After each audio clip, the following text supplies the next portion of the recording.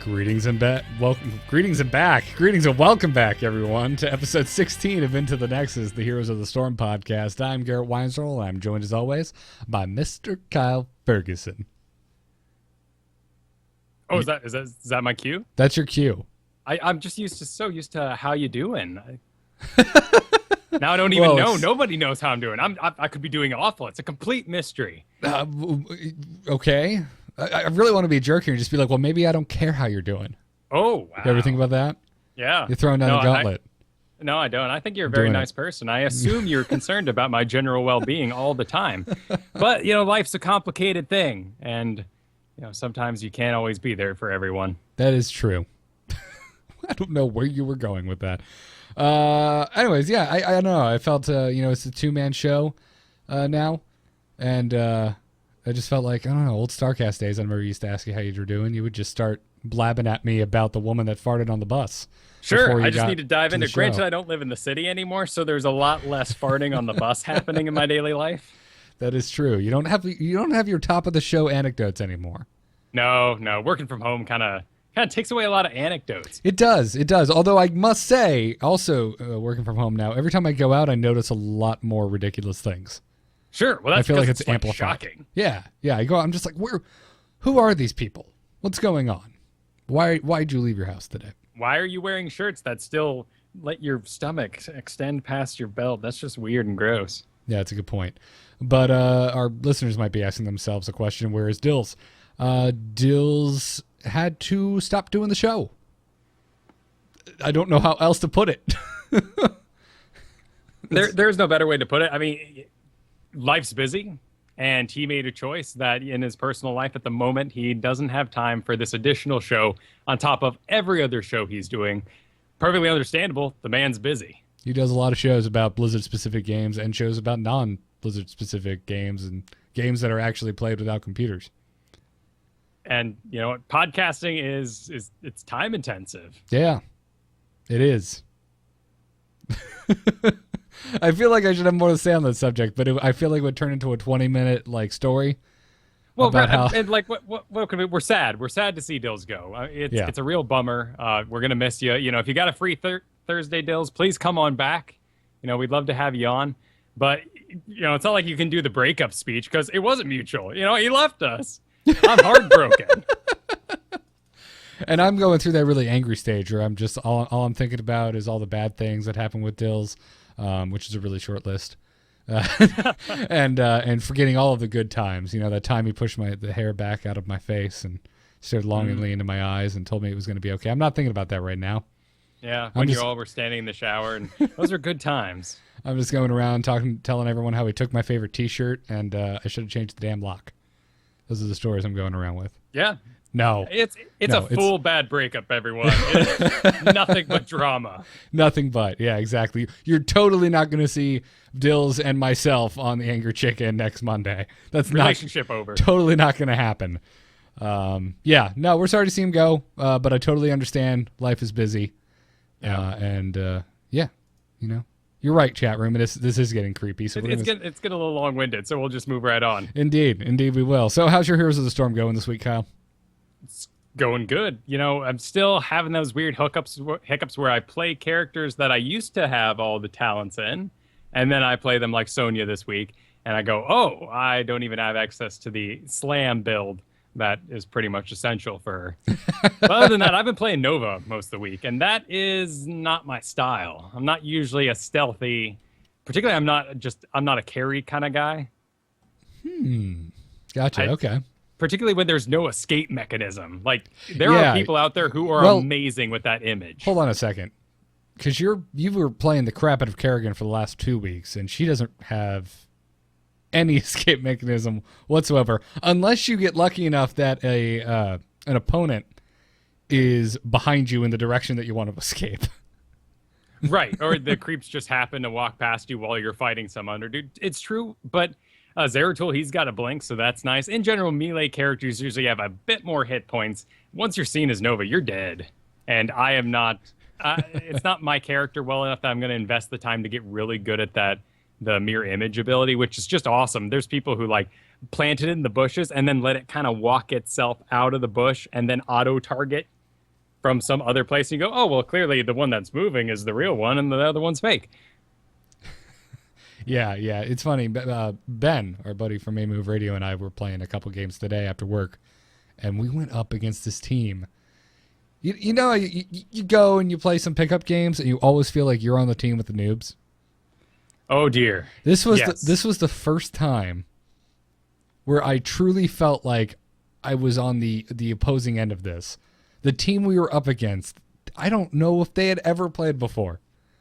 We caught this Nova out in the open. I can't tell you how many times. And one of the times, this Nova, I was playing as Arthas. I'm standing in the bushes in the lane, waiting for I don't even remember, whoever was not a stealthy in the lane, so I could like freeze him and jump on him. And I see little blurry predator invisible stuff just walk right by me and stand right next to me in the bush. And I'm just like, is this Nova serious? So I just freeze her, turn on my aura, and just obliterated her. I get it. You know, if you come from a place like Dota, those invisible characters are 100% invisible. But here they do have the sort of predator-like glimmer that you know from StarCraft and other places. And honestly, I kind of wish they had that in Dota. It's well, yeah, me too. Otherwise, we all wouldn't have to buy dust all day. But it's a different world, and that's what I was trying out this week. Yep. Yeah, well, cool. I'm glad. I haven't played with you where you have been, Nova, so I'm kind of excited to give that a shot.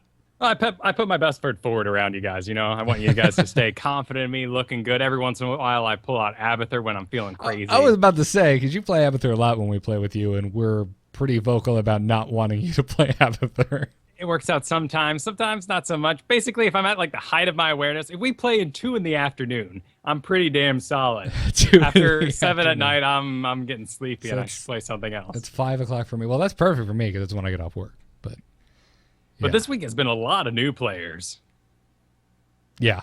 Which is great. People are getting invited. Check your Battle.net client because the emails have not gone out for anybody. Were you in that game with me with the guy who was just like, oh, I just found out Lily was a healer? Yes. Okay.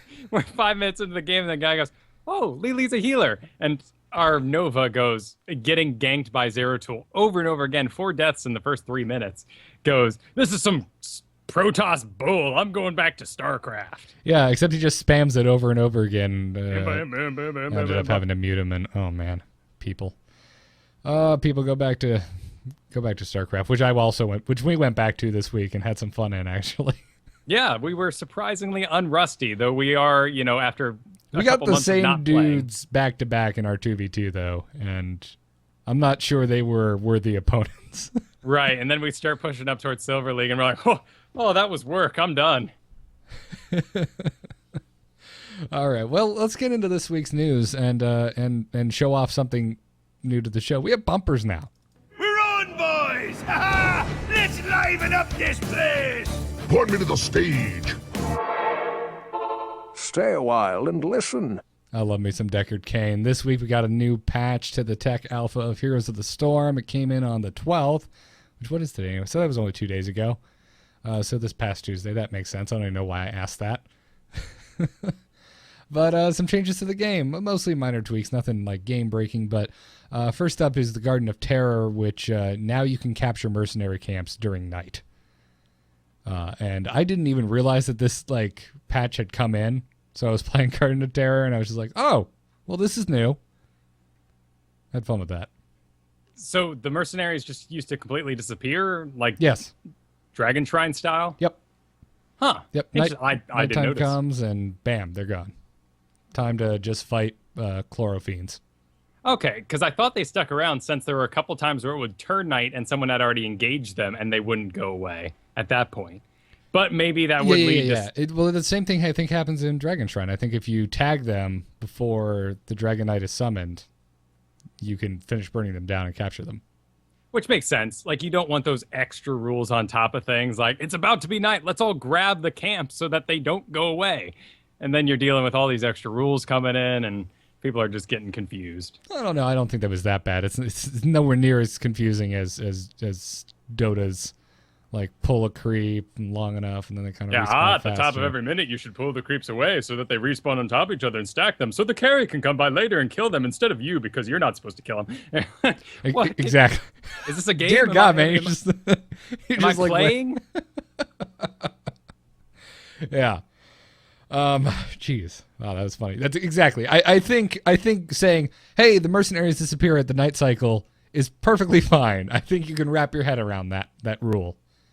And then doubt. having the little pro tip of, "Hey, tag them, just before it turns night, and we can get them." It's not nearly as complicated as what that Dota autopilot you just went into. I've played it a few times. Yeah, I think you have. Also, the Garden Terror got a bit of a nerf. Its health has been reduced by 20%.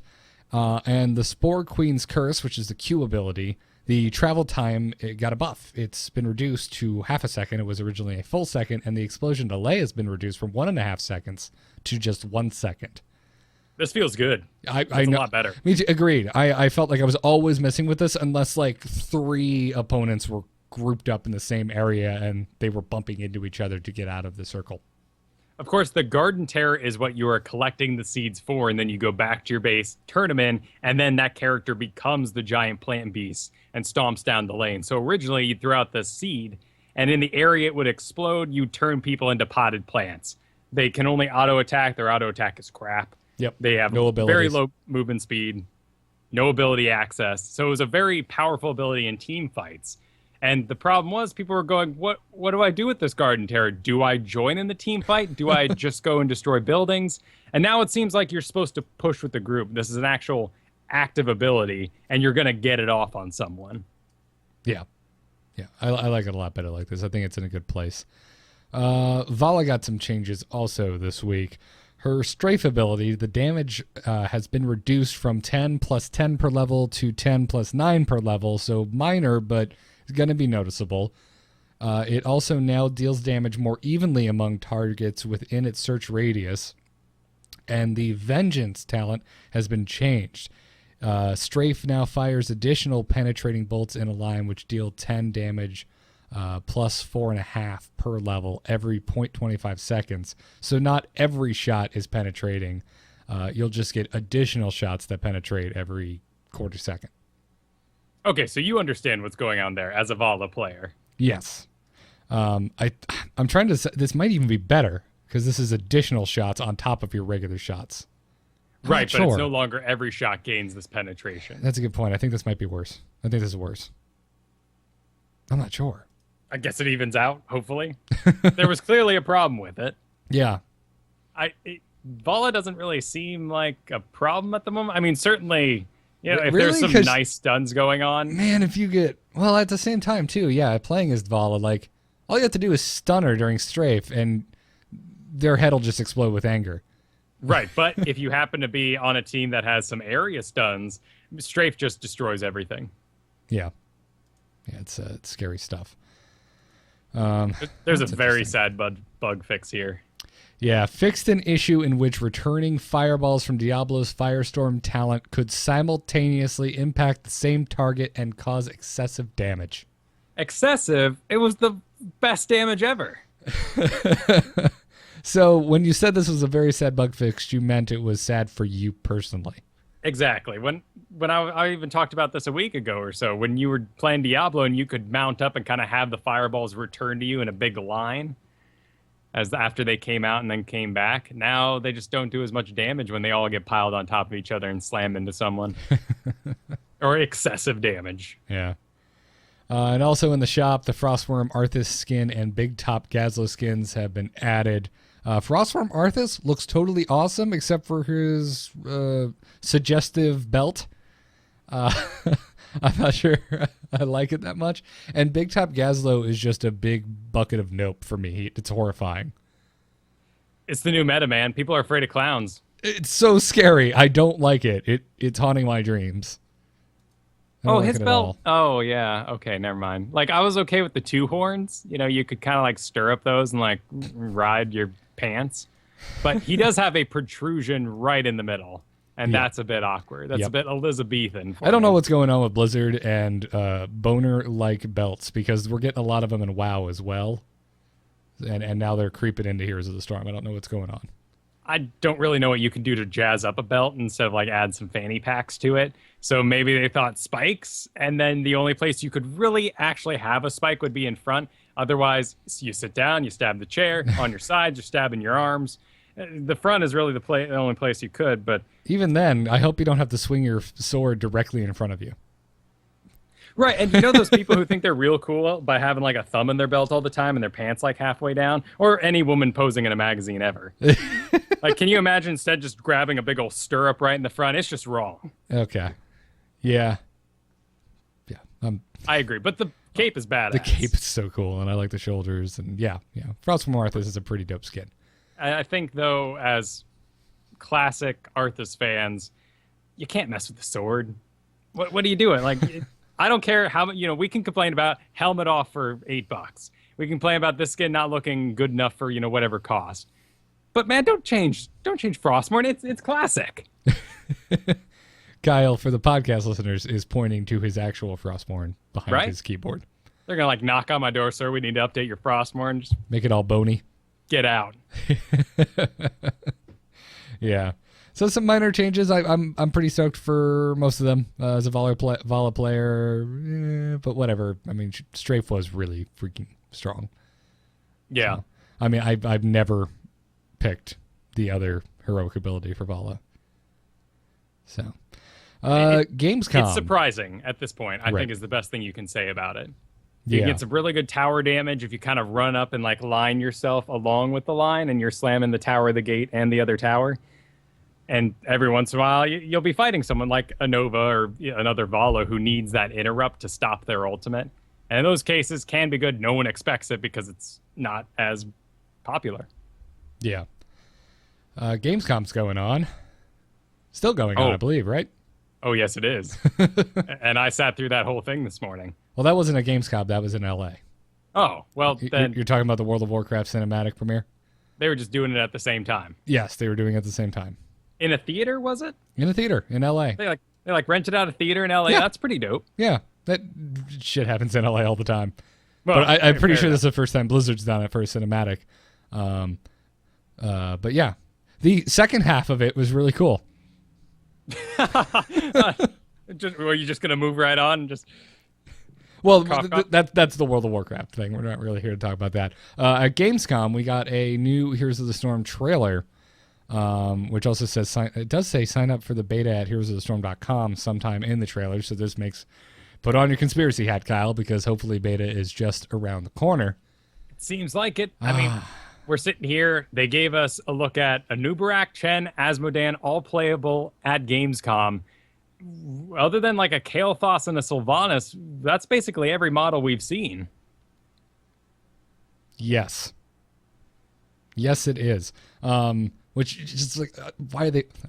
This is so personal and selfish. Why are they holding off on Sylvanas? I don't know. Honestly, when they announced that there was going to be some heroes playable at Gamescom, I think we all got excited about Sylvanas. I know Kristen was flipping her lid. Like, I mean, she wants to be the Banshee Queen. I want Sylvanas and I want Kael'thas, damn it. Yeah. Yeah, Chen looks cool. I've never been a huge fan of pandas, but he does look like he has a fun kit. Anubarak and Asmodan, though, I'm very interested in these guys. What are we thinking, by the way? Did all three were playable? Did it say what class they all were, or what specialization they were? I have not found that information. On the pages they provided, they all say ranged warrior, so that's probably a glitch. I don't think Asmodan's a warrior. Seems like a specialist. Certainly Chen is a melee warrior. And he's real cool. So let's just go ahead and dive into him, because he's the one we actually got a gameplay video from Kevin Naki of. And this guy, he's got a unique mana ability, which automatically gets me excited, because this game is about, changes to the MOBA scene and making sure things aren't standardized. So he drinks a lot over the course of the game. He has no mana regeneration. And the way he gains back a little bit of health and gets his mana back at all is just chugging on his barrel for a couple seconds. Oh, wow. Huh. So you'll throw out like, a fire breath, and you'll do your slam, and you'll do your first sort of leap roll ability, and you're out. You have 100 mana, and that's it. So you take a couple seconds, start chugging. while you're chugging, you get a shield of the full amount of health you're going to gain over that time. And then when it's over, you get that health, if that makes sense. Oh, that's kind of cool. So if you play him correctly, you can kind of he has a lot of sustain. Exactly. So you could like jump into a fight in the middle of it and then just start chugging, and everyone's hitting you, and you have the full amount of health you will when it's over because of the shield. But if you're doing it out of combat, you're regenerating health. Oh, okay. Well, that's interesting, because that's what I like about Arthas a lot, is that he's very kind of self-sufficient. I very rarely have to leave lane as Arthas because of his D ability. I'm constantly getting mana back, and I can just death coil myself for help. Right, but then again, you're not really like unloading on anybody as Arthas. You're really supporting, you're being that heavy tank, you're freezing people when you need it. But it's not like a Kerrigan where she just leaps out of the bushes, then bam, boom, and you're dead. Oh, right. Yeah. I'm not saying he's exactly like Arthas. But then Arthas. Kerrigan is just out of mana. She's not helping anybody for 30 seconds after that kill. Right. I was just saying that's the I like the sustain on Arthas. So I think I like the sustain on Chen. And I think that's very important to the warriors. I mean, you also have Sonya who does Fury, which is not mana and, generates while you attack more. Right. I like Sonya's kit a lot. We don't give the Barb a lot of love on the show, but she's a lot of fun to play. I've been messing around with her this week. So you got a leap that puts you over the people and in front of them, so you can do some body blocking. You have a drunk slam, given some mischance, also puts the alcohol debuff, much like Warcraft 3. Much like Lily, it sounds like. Where you can then, breath of fire and catch them on fire. And in the video, we got to see his keg ability, where he goes rolling around and does some knockback. And at level 20, when you augment that thing, that is some serious knockback that looks super frustrating. Yeah. Knockback bothers me, especially since I've been playing so many melee heroes. We did not see his primal spirit yet. I've seen a picture of it, but, that doesn't tell us too much about how it's going to control. And I'm curious to know, is it going to be like do you summon a primal spirit and then that dude helps out? Or do you actually split into 3 and then are you controlling them all as one character? Or is this the only character that's going to let you kind of micro the different units you're in? Oh, that's a good question. I assume that it's just going to be like you control all 3 as a group and you can't unselect them because this game is about simplicity. As cool as it would be to summon Kerrigan's Ultralisk and use it to body block or target exactly what you want, that's just kind of the downside of picking that ability. And actually, now that I think about it, the fact you can't select anything in this game. You're always in control of your heroes. So I think the only possible way for it to work is you split into a group of 3, and you're always controlling that group. The only person that can do it is Nova, and that's a talented ability later that you can control your illusion. Oh, you're right. I didn't even think about that. And the way you control it is you click on her, and then you can control her, right? Yeah, it's it's the only thing you can possibly click on other than yourself. Gotcha. Okay. All right, so maybe it's not impossible, but okay. So chat room saying you just split into 3. Yeah. Each has 66% of your health at the time you use it. At least that's what got posted. Thanks, H-Cone. Okay, neat. I wonder, which one has priority. So if 2 of them die, do you come back with less health? Or, if Earth dies first, do you come back as the fire where he's standing? It'll be interesting to see how that mechanic works out. Yeah, absolutely. So of these 3, I know we didn't get a gameplay video of Anubarak or Asmodan, but of the 3, who are you most excited for? Because honestly, I think Anubarak looks awesome. He's got this underground charge ability that reminds me of oh god, who's the Siegebreaker? The guy with the map wide charge in Dota 2? Oh, you're talking about Spirit Breaker. Spirit Breaker, not Siegebreaker. I don't know if it has that range. I don't know if it got that range, but it definitely kind of invoked that for me. Yeah, Space Cow is what everyone just calls him. Space Cow. That's a good point. Or Nubosaurus, or whatever you want to be angry at. People hate that guy. I don't know if it's map wide like that. We did get to see Asmodan on the other side of the team in the Chen video, which Kevin Naki was just destroying the other team. They had a either 2-level or 3-level lead the entire time.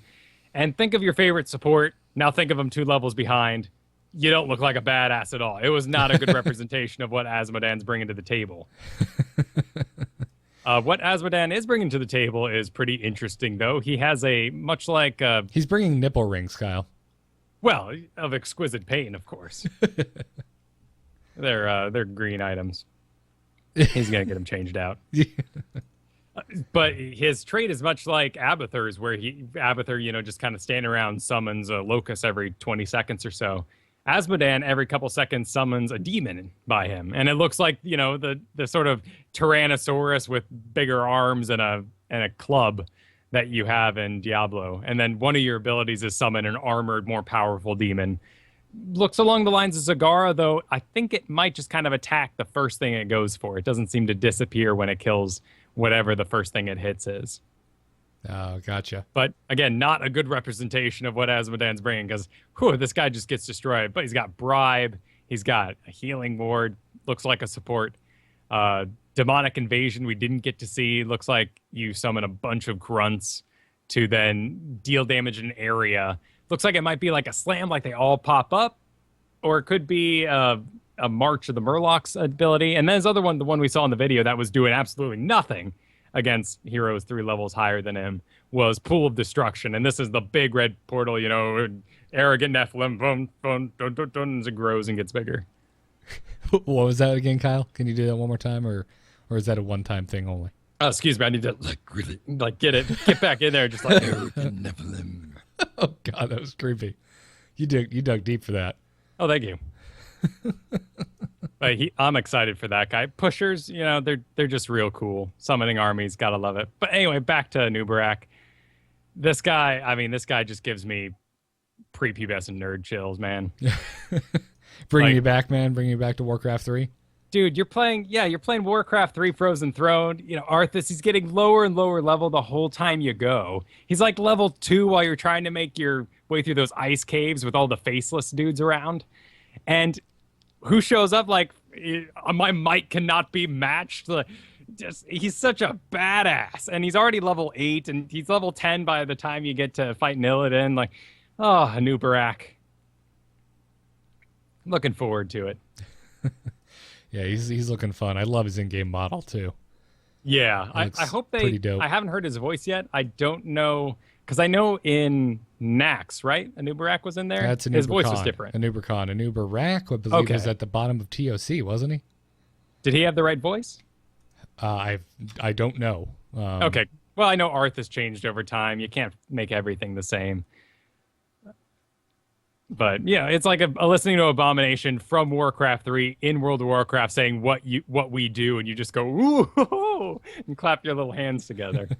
Yeah, I'm looking him up. Yeah, he was at the bottom. He was the final boss in TOC, and chat room's confirming. Yeah, that was a fun fight. And it looks like we have some sort of web slam ability where you're gonna kind of encase someone in web, and then they're stuck in there, and while you wail on them, and then something that definitely looks like Locust Swarm. Oh, hell yeah. Sweet. Maybe after the show tonight, we'll go solo TOC and see if he's got the right voice. Okay, sounds good. Because I honestly do not remember. So of the 3, I'm assuming Anubarak is the one you're also most excited for. Yeah. Okay. Chen, something, he is a panda man, so I'm already kind of checked out a little bit, but something's kind of derpy about this model. It's the pandas, man, because Lily looks really funky, too. She looks like a hairy E.T. Yeah. It's just something about the anthropomorphization of the pandas. I don't know what it is. I really don't have a problem with pandas in World of Warcraft, though. I think they look pretty good in the set. I don't either. I don't know what it is. I think they may have tried to stylize them more. Yeah. Although, honestly, have you done the quest with Lily and WoW? Because she looks really freaky in there, too. No. I pretty much went, this is all kind of quaint and goofy. I'm off to Bugland to level up there. Yeah, this is nice and dark. I like this. That figures. I assumed, Kyle. I liked that zone. It was very pretty. You mentioned something really interesting when you saw these photos to me, and I just want to see if you can elaborate on it. You said you're really impressed by like how all the franchises are coming together in a single art. Yeah, they've made it a point.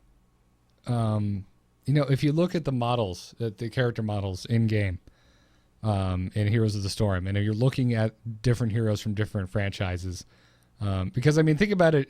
Think for a second. Forget Heroes of the Storm exists, and think about StarCraft, and think about what those characters look like. It's fairly different from Warcraft. Yeah, and even from Diablo, and Diablo and Warcraft, in my mind, are closer. You're dealing, there's plenty of demons and swords and armor in both of those games, but they both have a very specific aesthetic. Diablo kind of, especially Diablo 3. I mean, the whole damn thing looks like a Frank Frazetta painting in motion, and oil paintings and stuff. Whereas World of Warcraft has this very kind of big, larger than life comic book look to it.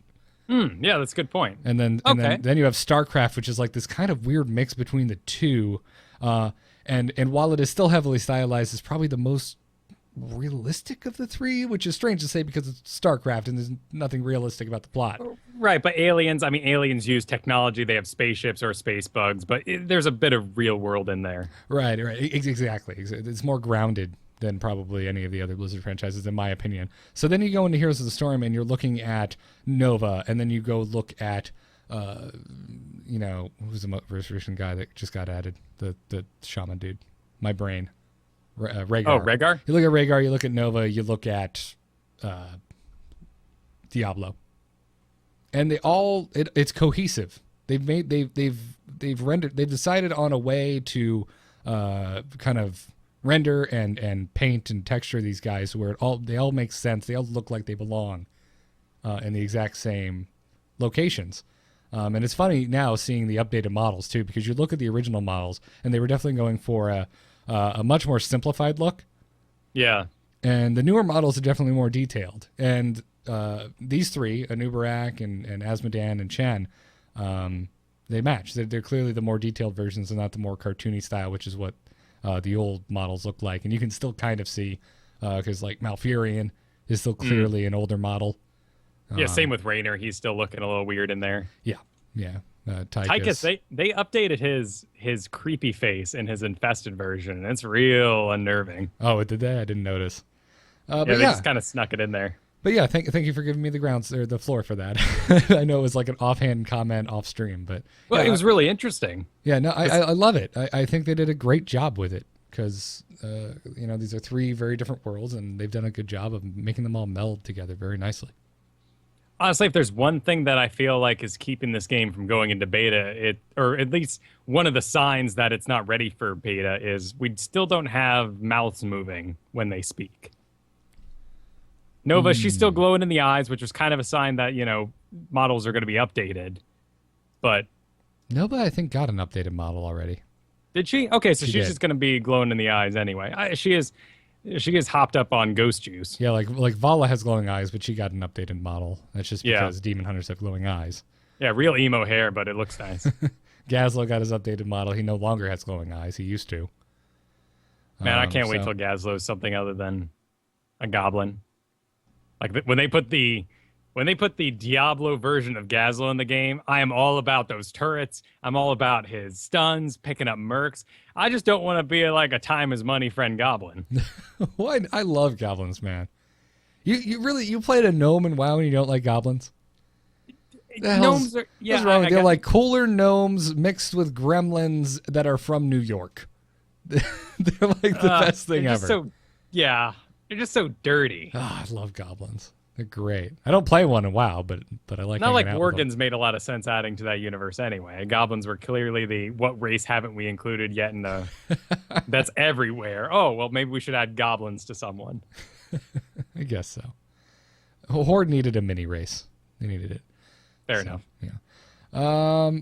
Looks like we're gearing up to have our first proper esports league for Heroes of the Storm. Yeah, so last week we talked about all the teams coming together and, big teams like the Curse one being put together, smaller teams, just independent people trying to, get ready for the seasons that are incoming. And apparently it's here. Yeah, this is called, this is the ESV Championship Series for Heroes of the Storm. And it's apparently going to be the first competitive league for the game. This thing, though, their post on Team Liquid really leaves me with more questions than it answers, because it's saying it's going to be starting on Monday, August 25th. But we don't have... There's no custom games. Are they just going to pre-make and do what people are doing now, queue up at the same time and hope they get matched against each other? It seems like it. I mean, they've said that every single stream is going to have a big disclaimer in front of it that says this is alpha, the game is still in progress. We're enjoying showing it off and having this tournament. Right. Then my next question is, how the hell are they even streaming this in a way where it's watchable? Right. And honestly, we don't know. There must be some Blizzard support here. Or I feel like if they had Blizzard support, they would mention that they have Blizzard support and there would be like a Blizzard logo somewhere in their announcement image. Right, and somewhere on the site there'd be a checkout coming soon, the ESF. Jeez, that's going to be real hard for me. What is the V even for? I'm not sure. It doesn't say here. DD in the chat room saying there's some hack way to get replays. Oh, right, there is. Yeah, you go into the file and then you grab it. Actually, you can tell the game to save replays if you go into the game files and set it, and then you can drag those off and play them in another program. Ah, okay. Okay, so all right. yeah, so it's doable. All right, I'm less confused now. Right, so after a couple tries and we actually get the teams together, then we can have a replay we can cast. Oh boy, that'll be interesting. But that's awesome. I'm glad somebody out there is putting forth the effort, because this kind of stuff's real hard when the usability is not built directly into the game.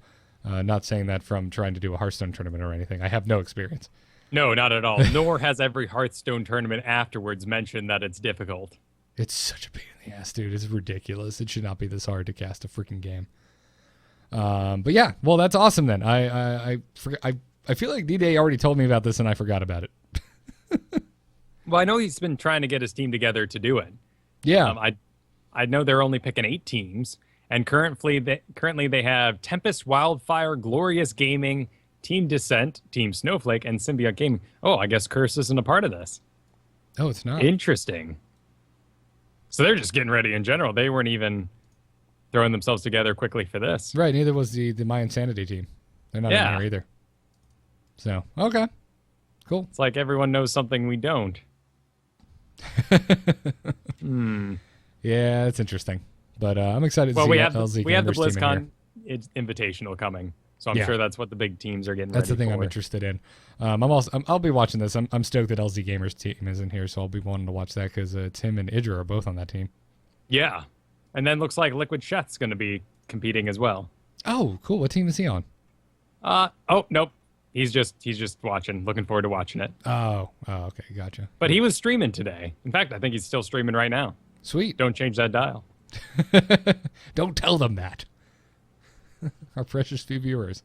Well, that's great. I'm looking forward to this. I just really, I know when we started the show, we were talking about how exciting it was that there's no established meta. We can just kind of sit back and enjoy the show or enjoy the game. I'm ready for an established meta. I feel you. It's that disconnect, I guess, we're missing. Because there's something more to the game. You know that people should be moving in a better way, but you're not really sure what it is. And you watch the games from Blizzard, and they seem like gentleman games at the moment. People are dividing up into lanes, and no one's really working on complex ganks. And I want to see that level of thought. Yeah. Yeah, agreed. Well, cool. Well, hopefully, because it said the dates are subject to change, but hopefully the Monday the 25th, we'll get to see some cool professional Heroes of the Storm games. Yeah. Bring it on. Before we move into strategy, just wanted to make mention of the matchmaking design post that Blizzard put up on the Heroes of the Storm page this week, where they talk about how they do the matchmaking and the different kind of rules and regulations that are in there. And a lot of it I feel like we've read before in similar posts by them. Like they talk about team composition, and they mention that like, oh, well, if you're just pubbing by yourself, we don't allow more than 3 warriors on a team, more than 4 assassins, more than 2 support, more than 2 specialists, or more than 3 melee heroes. And then they talk about how if you're in a pre-made, though, there's all sorts of ways you can break those rules. And I know they've mentioned this before. They have.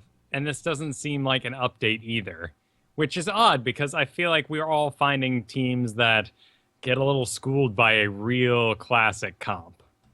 Yeah, no, agreed. We've all been there. But I also think it's just, we said it before, and I think it's still true. It's just we don't have that sheer mass of players yet.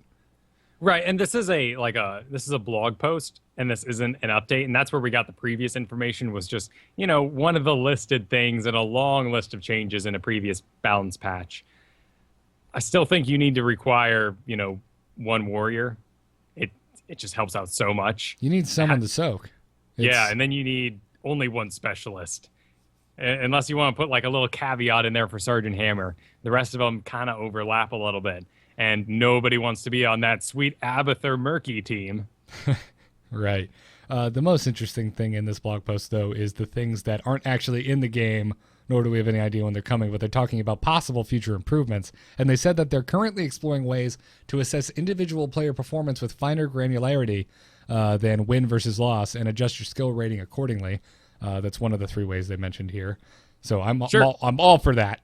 You have to. Better matchmaking based on skill. That just makes for a better game experience. The next one, not only wins, just like performance. You can bust ass and be on a team of noobs and lose. You got nothing but losses on your name. So you want the game to justify your existence and agree with you, just like, yeah, no, you are awesome. It's everyone else's fault. I'm not the only one asking for these sort of things. I just want good matchmaking. I'm not the kind of person who's saying, I really need the score screen to say how much damage is done to mercs so I can say to my team that I'm participating. Yeah.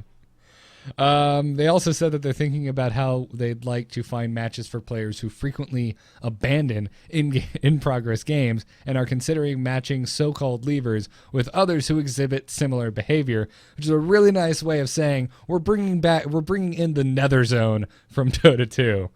Yep. Welcome to League Douche for all said douches. Pretty much, you're banished, and it is not a good feeling down in that hole. You remember that one time we all got on Dota 2 and Ben had recently lost internet connection, so it gave him a leave, and we got stuck in low priority queue, and just the awful human being we got paired with? Yes, and not only that, he was the fishman, a Murloc, but oh god, what? I forget his name. Starts with an S. Slark. Thank you. Slark. God, how did I don't know. Something right in Dota that you got wrong. I'm impressed. Yeah, no, it's Slark, man. I hate Slark. I can't stand him. But yeah, oh geez, what a wretched hive of scum and villainy. Yeah, that is. And you need that. Yep, you do. You do. It's horrifying when you accidentally get there. It's seriously like you fell into the old 90s Batman version of Gotham, where just everything is terrible and filled with crime. But it needs to be there because I hate leavers. They suck. How are there even that many banks to rob? It's like poor Aunt May in Spider-Man. If something happens to her every episode, she's like, you are one accident-prone old lady. I'm going through Cowboy Bebop right now, and I've only ever seen the first half of the series. It's the first time I'm actually watching it all the way through. Spike gets shot a lot. Every episode, I find myself asking myself, how does the same shit keep happening to the same guy? Yeah, to be fair, I mean, Mal Reynolds gets shot a lot, too. I don't feel like he gets shot at nearly as much. He gets beat up a lot, but he's the Indiana Jones archetype. He's the hero That's true. Gets his ass kicked but keeps fighting just out of sheer will. Right, we only love him because he's like, come on, get up. Yeah, he did it. That's all he got. He's bleeding from every hole in his head. Those movies, if I ever get in a bad situation, I'm gonna die. Just be like, I can get up from this. Just stay down. No plane is gonna spin around and save your ass, man. I'm sorry. As final note on the future improvements Blizz was talking about, they said that finally we'd like you to feel comfortable playing with all of your favorite heroes, even if you're trying a hero out for the first time. So they're looking into ways in which they can potentially adjust your individual skill rating by allowing the matchmaker to take into account how much you've played using your selected hero thus far and find even matches accordingly, which that sounds complicated, but kind of cool if they can actually strike a good chord there. Interesting. So that... Because that then begs the question... Are we not going to have drafting eventually? Because here you're picking... There was something else in here, and I meant to pull it out, and apparently I didn't. that made me think there will be drafting. It was the way they worded something. It was about they specifically mentioned unranked using queue. using the find feature, and you're like, damn it, MOBA, damn it. Oh, Hero Brawler. Why didn't I search for that? It's Here it is right here. It says, it's no fun when your favorite heroes get snatched up by someone else in the game lobby before you even have a chance to make a selection yourself. I heard that, and I just started cringing. I'm like, no, you know what's more fun? Strategy. Yeah. But they continued. They said, which is why we allow you to select your hero before you enter unranked matchmaking queues. That's it. That's all that it's there. But man, I'm going full bore crazy pants on head conspiracy theory. They mentioned specifically unranked matchmaking queues. I think we're getting something more elegant for our ranked games in the future. Okay. And I freaking hope we do. Yeah. I think the way they're doing it right now is really great for unranked. I don't want this for ranked. The pool of players we have. Yeah. Yeah, no, like this, we have unranked in Hearthstone, and it's fine. It's good for what it is, and I'm fine with having an unranked play in Heroes. I just hope our ranked is a little bit of a deeper strategy dive. Interesting. Yeah, the only other way to do it would be like if you selected about 5 heroes you're really good at, and then judge from those 5 if you were good enough for what your MRR be, and then you get in there, and then those 5 are reserved for you, and you pick which ones. It'd be a mess. Right. Either way, what they're saying right now sounds like a mess, just from math. Well, right, and this is future improvement, so these could just never happen, period. Yeah. All of them sound like they would make for a better gameplay experience if they get them working, though. Right. Yep. So I agree. Bring it on. Cool. Well, that's the end of that. Obviously, as always, you can find all of the links to these in the show notes over at amove.tv/ITN. Onward to strategies. Choose a talent. Choose a talent. Talent? That seems generous. I have a PhD in PvP. Did you go to a 4-year college for that? What was, or PhD? Sorry, that'd be more than 4 years. I apologize. Nah, it's a home exam. He's just making it up as he goes. So, Kyle, this week you really wanted to address bringing down the hammer. Oh, the hammer problem. Bringing down the hammer, I mean killing Sergeant Hammer. Yes. And I'm going to need your help in this one because I am seeing just issues. People are really good at hammer right now. Hammer has insane damage, insane range. If you have a healer or really any team that is willing to back you up as hammer instead of just kind of letting you do your thing by yourself, your other team's dead. And I continually get in these games where people feel like hammer is this easy target. And he is, or she is to an extent, if she's by herself, if you have a way to stop her from running off on booster rockets, if she's already used her pushback on you and you can actually get up to her. But otherwise, you are just diving into a world of hurt. And for some reason, people continue to dive for it. And this needs to stop.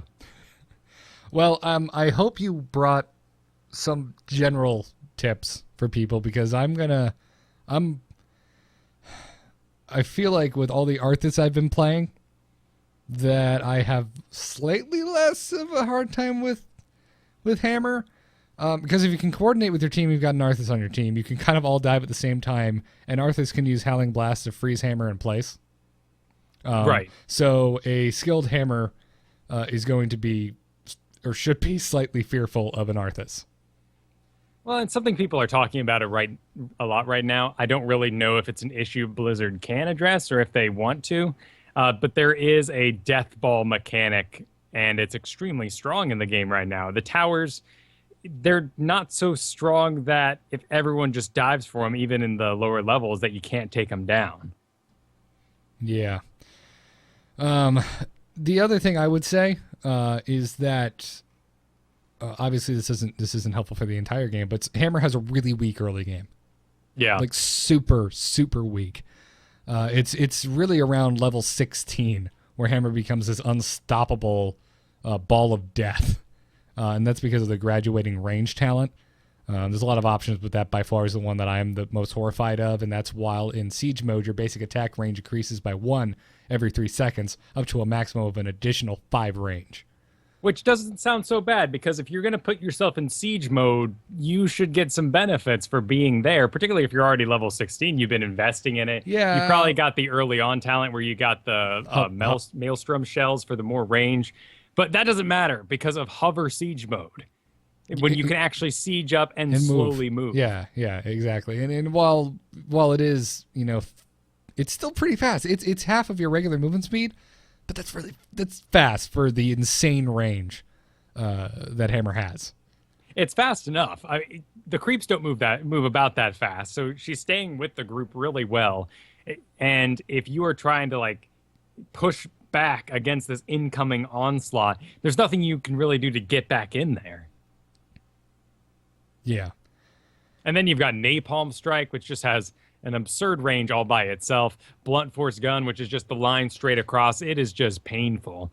So I feel like we need to highlight some of the heroes that really are anti-hammer. Maybe this will be in more use if we do have that kind of draft pick your hero once you know what's going on feature. But if you get good at these heroes, if there's a meta right now, it's Sergeant Hammer is great. Let's all stand on top of her so no one can kill her, and we'll win the game. So someone like Arthas is really great. Someone like Nazebo Witch Doctor, throwing up the zombie wall around her, it stops her. She's going to have to use her short-range cannon to get out of there, and then you've already wasted her pushback, which is the majority of her defensive powers. Yeah. Chat room saying Stitches, you're absolutely correct. Being able to being able to displace Hammer is so great. It's a wonderful utility to have as a team.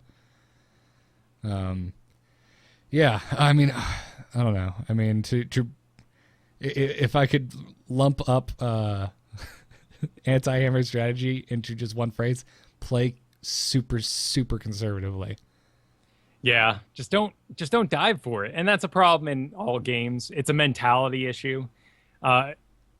You see that one character, you think they're almost dead. This happens a lot with Uther as well, or really any healer. People see him just starting to get away and they go, oh, I got this. Kerrigan dives for it, forgetting for some reason you would never dive into a group of 3 heroes all by yourself. But when there's a low health Hammer in the background, everyone goes, well, I guess I'm insane. Although I would argue if you actually get the Hammer and no one else die in the matter, it's probably worth it. Yeah, it feels like a good trade. And you're absolutely right. Getting Hammer early is a huge advantage because you shake him up. It's just it has nothing to do with game mechanics. You just get that Hammer a little bit rattled. Yeah. Yeah, absolutely. But it's also important to note that one of the level 1 talents for Hammer is Advanced Artillery. And this allows you to do 10% more damage against enemies that are farther away. So not only are you increasing your damage over the length of the game, you're increasing the range in which you're doing bonus damage to them over that 3 attack. Yeah. Yeah, that's why, again, level 16, that's when things get scary for Hammer. That's when you really have to start paying attention to the luckily visible range circle around her, although it's only visible if you can see Hammer. Yeah, which is I agree with. I think that's a good touch. No, it's fine. Otherwise, I think I don't know. Obviously, I'd like to be able to see it, but I think Hammer wouldn't be nearly as effective if you could always see it. Well, you're in a special mode, so you're kind of in a free metamorphosis, and then you're using a spell. I mean, the attack is practically a spell-like ability, and just having a little boom explosion on you. It's not as visual and large as the StarCraft version. Right. So you got to have some sort of indicator that you're being hit by this horrible attack. Altogether, the mines are useless, though. I think we can all agree that the mines, you get dismounted, and that's about the worst thing that can happen. As when I play Hammer, I like it just for sight. Throw them in a bush. Yeah. Can see if things are coming. They do damage to creeps. A little bit. A little bit. Yeah. I've never seen anyone whip out their sweet Hammer mine strategy where I'm going to invest my level 2, my level 3, and just down the line everything you can get. Yeah. No. It's just about that siege mode. Siege mode is so damn good. I'm curious to know what they're going to do about the hover mode, because there really isn't. Enemies cannot move you. You have better cooldown on your boost engines, first aid. These just don't line up with the power of being able to move while sieged. Right, exactly. I mean, obviously it's not one-to-one comparison with StarCraft, but if you...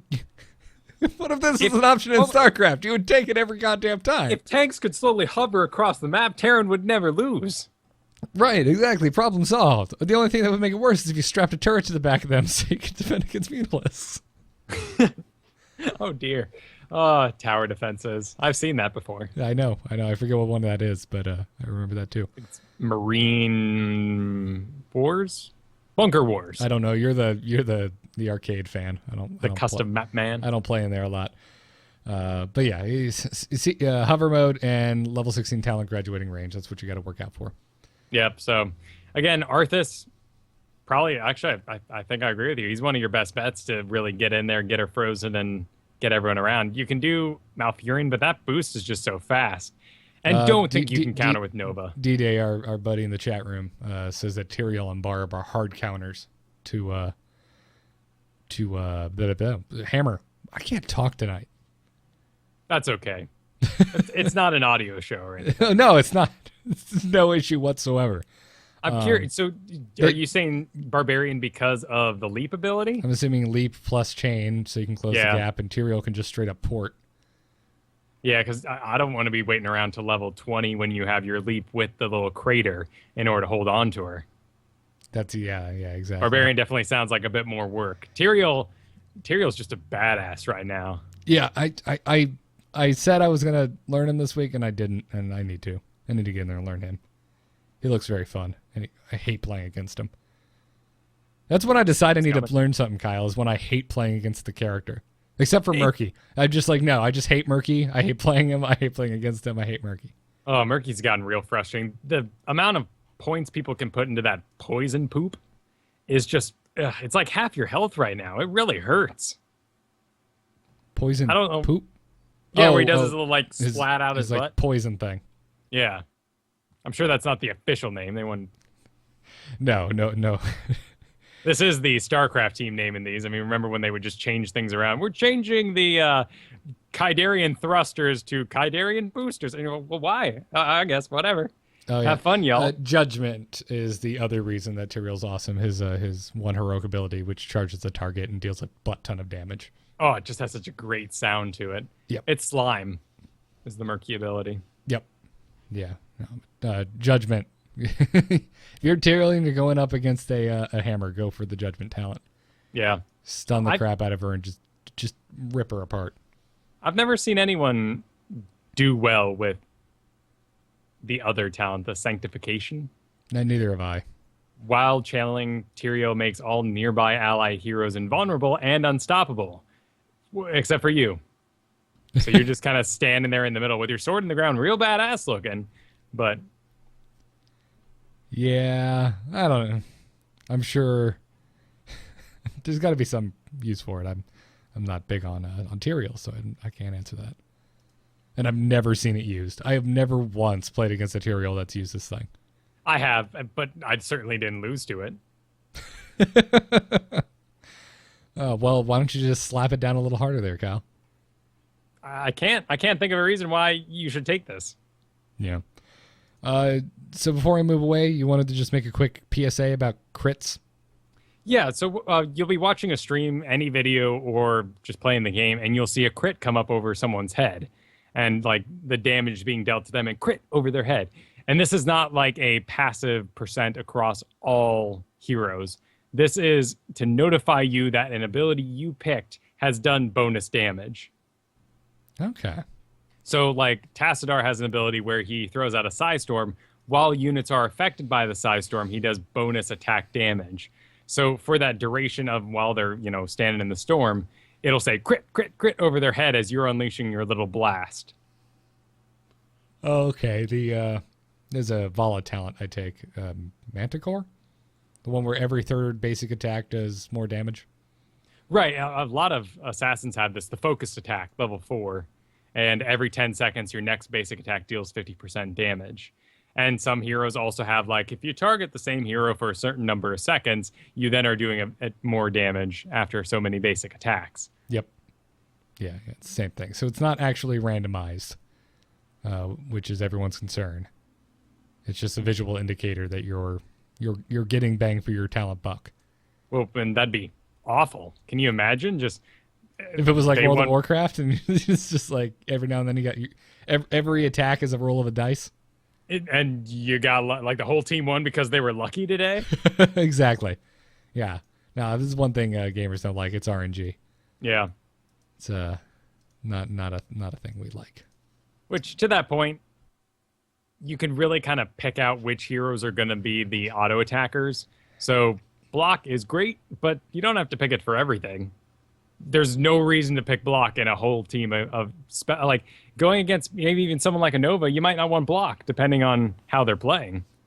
Yeah, Some Novas just show up, launch their snipes, and walk away. Yeah, I was on a block kick with Arthas this week, but then the reduced howling cooldown blast is just the reduced howling blast cooldown. It's just so good. It's a so whole freaking 2 good. seconds. Some of those are like a 0.5 seconds off your win. You're just like, well, I'll be moving on with my life. Yeah, yeah, no. You're going to be doing it a lot more often, and howling blast is just it's so good.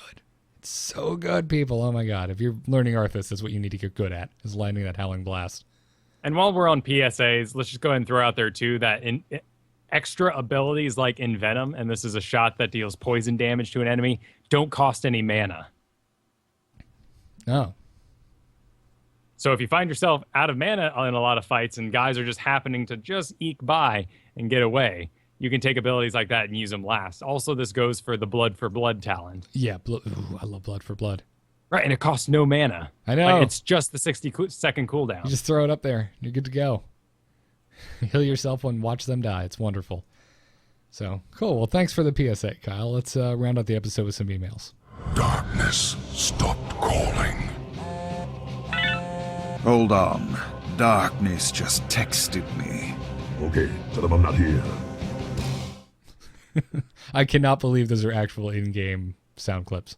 It's all from the Warcraft 3 days. It was all the darkness things. Illidan had a whole long chain of things about darkness calling. That's wonderful. Emails, you can send them to itncast@gmail.com. Our first email today comes to us from Yuri, who writes, "Hi, Guardians of the Nexus. After listening to the episode 15, I wanted to ask, will the system implemented in Smite work in Heroes?" This is talking about no chat, like trying to go with a no chat build for Heroes of the Storm. He says, in Smite, there is team-only chat, and the most important VGS system. The VGS is a way to quickly dial the prefab messages to inform your teammates, like dialing VVVR equals ultimate is ready, or VSG2 equals I will gank mid. There's a lot of prefab messages with up to 4 buttons required. I think the system is the closest to the perfect quick messaging in games I have ever seen. What are your thoughts on Blizzard implementing something similar, or what do you think will be better for this game? I have not yet gotten into alpha, and your show lets me be up to date with what is happening in Heroes. Thanks for your awesome job. Take care. P.S. My Insanity is an Australian SC2 team, and I have seen them in Total Biscuits MLG Clan Wars. Gotcha. P.P.S. Consult Jocelyn. She plays a ton of Smite. All right. I guess I will. Thank you, Yuri. So is this like the Dead teaches typing, or like Mario teaches typing, where you have to like, hang on guys, like VVVVS or Magica, if you ever played that game? Oh, God. Oh. I love the idea of Magica. I hate the game. It is so hard. It is. It's so unforgivingly and unfun for a single player game, man. I'm okay with like multiplayer game. In fact, the point of a multiplayer game like Diablo 3 is to get harder when you get more people together. But you shouldn't be killing each other all the time. Just because your two lasers meet up and one of you has fire and the other one has some element that doesn't work well, it just blows up in your face. Don't cross the streams, man. This system sounds terrible. I haven't used it, but holy crap. Right, we're making wide assumptions here. It makes it sound like you have to type those 4 letters. And honestly, I really like the radial menu they're working on implementing. I like the radial menu and I, screw it, man. Just have chat. I think we need it. It also, in case you're unaware, Yuri, it is only team chat as well in Heroes of the Storm. You cannot talk to the other team. There may be some confusion after this week, actually, because in the Chen game with Kevin Naki, at the end, he tells the other team GG. I wouldn't be surprised if that is a custom game only feature. That makes sense. That makes sense. Just so we can have traditional, competitive esport kind of manners at the beginning of the game, GLHF and then GG at the end. Right, or why'd you pause? Well, so-and-so's keyboard stopped, Exactly. It serves a purpose, and it's also kind of tradition for these type of things. Okay, well, what they're putting in the game right now is you hold down Y, a menu pops up, and you're able to kind of spin it around. The cool thing about this in a game like Dota 2 at the moment is you can go into the options and decide what 8 sort of things you want on your radio menu. Can you customize it per hero? I assume so. I've never gone that far, actually. Because that would be awesome if you could do that. Because there's a lot of people, I think you might just be able to customize it for your abilities. Because, obviously, as a support, I'm not going to I don't really give a crap if gank is one of my options. Right. I will not be ganking. I assume so because a lot of people use it to say, my ultimate's on cooldown, or, more obviously that, it's a custom thing, that my first ability is on cooldown, which wouldn't matter for every hero. Yeah, that's a good point. Certainly letting people know that you have a cooldown is a big deal. Right. My favorite one in Dota is just the missing. Just the missing shortcut. It's so handy. That's the one you definitely shout out the most, I think. Exactly. Right. I could really use some sort of notification for people that my Abathur is about to run out. Oh, his ultimate or his heroic ability? Oh, my shield, too. Because, sometimes when we're playing together, I could be like, shield in 2 seconds. Or this thing's about to run out. I'm not going to be able to heal you because I've got a 3-second cooldown once that thing pops off you. Kyle whispering shield in 2 seconds in my ear is the equivalent of, want to get nuts? Let's get nuts. I just start charging. It's wonderful. I love that Michael Keaton scene. You want to get nuts? Let's get nuts. Oh, man, I saw Need for Speed this past week, and he's amazing in that movie. Wow. It's literally Michael Keaton in a box. I watched RoboCop the other week, and then immediately right after it, watched the new Star Trek, and I was like, "Oh, RoboCop's the bad guy." RoboCop original or the new RoboCop? If he's the bad guy, that's original RoboCop. Yeah. Okay. Yeah. No. Yeah. He was. He had a short stint on the Dexter show as well. Was he a murderer? No, he was like just kind of a sleazy PI. Oh, okay. Yeah. That show used to be good. The ending was so terrible. Anyways, yeah, no, I like the direction they're going. I really like the system in Dota. I honestly, like I said, this dial system sounds horrifying, but without trying it, I'm not sure. I will consult Jocelyn and get back to you. Thank you, Yuri. Anything that lets me sort of role play or continue to use the character's voice in game, I'm very happy with. Agreed. I do like that. Our next email comes to us from Hungerer, who says, "Dearest podcasters, I would like to see more in the end game stats screen. I want to see total damage, total heals, objectives, etc. Maybe I was making fun of this guy earlier, apparently. What? Were you? Oh, by saying this guy, people who need glorification of their side abilities. He's not. I'm going to finish this email, then I'm going to do this. He says maybe they can highlight the core stats that they would like us to achieve, so that they can push the game they want it to go. I'm not sure what he means by that. I'm not even sure that's a proper sentence. Anyway, when I am playing other MOBAs, I look over what I did good and bad. It helps me as a player improve my game. Thanks for the listen, Hungerer. These stats are currently in the tab screen. Yeah, but they're not displayed. Not after the game. Exactly, but they're not displayed after the game. So if they're in there already, and I agree with him, I've always wanted to look at this stuff at the end. Yeah, because I want to see how I did, and I can't. Really, the only thing useful, is if you're dead, you go, well, I'm doing all right. Sadly, they got rid of that little screen. Remember when the game first came out, there was a screen that popped up and it said, well, at least you lived for 2 minutes. I hated that screen. I liked it. It was because encouraging. It was always trying to be positive, even when I just rezzed and died. Yeah, that's true. It's just like, you live for 2 seconds. Great job. I guess in that case it was bad, but sometimes you die and you'd be like 33% of all damage, and you're like, well, that's more than a fourth. Like, I'm making up for a whole guy at least. Wonderful. Thanks for that email. I'm right there with Hunger. I want more stats, man. No, I mean, I want StarCraft level graphs and stuff. Like, I want to see this is where Sergeant Hammer was really peaking in kills, and here's when the whole team went down, so I can go, look, everyone, stop diving for it. Yeah, I'll give you that. Dude, StarCraft, just copy StarCraft for everything. I want StarCraft graphs in Hearthstone. I want StarCraft graphs here. I want them in World of Warcraft. I don't care. I already have them with add-ons, but I don't care. Graphs in Hearthstone? Yeah, man. Like, obviously, it'd be more on the lines of, like, metadata, like, you know. Oh, sure. Okay. I thought you meant, like, after a game, because I'm like, I'm pretty sure I know what I lost to. But, no, in general, that'd be pretty interesting. Like, No, well, like this deck matchups. seems to always lose in the first 5 turns. Right. And in matchups and whatnot. Yeah. Obviously, on a per-game basis, it'd be a lot less interesting. But basically what I'm doing with my Hearthstats account, but I would love it if it was just built into the damn game. But whatever. The story of my life is telling Team 5 more crap they need to add to their already growing plate of things to get done.